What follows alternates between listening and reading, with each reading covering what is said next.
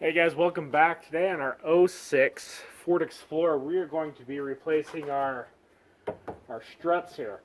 This one, we just replaced the glass. They wouldn't hold them up anymore, so we're just going and doing all of them. We're replacing the rear hatch now. These are a really simple thing to install. Really, all you need is a pick,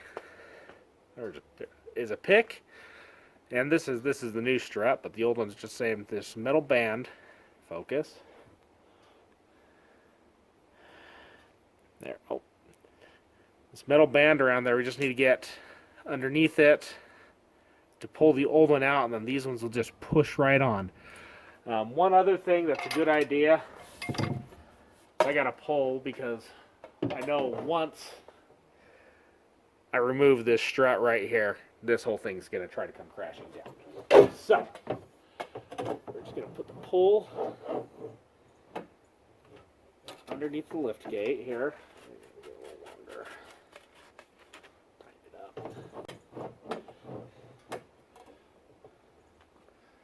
And then we're just going to put our hook underneath.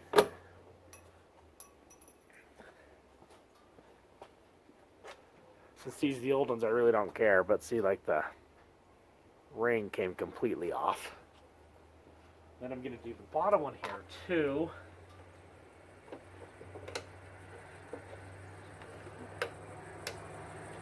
That one just pulled out.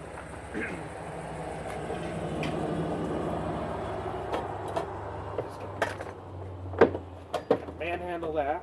Let's see that. Got heavy. And just pop that one off as well. And then to get the new ones on, it's super simple. We don't have to do anything to the clips here. Let me show you the inside jaws. See right there how the metal just kind of focus. There you go. How the metal just kind of grabs around the ball that's on the car. Just stick these guys on. Just a matter of pull and push. Just push them on.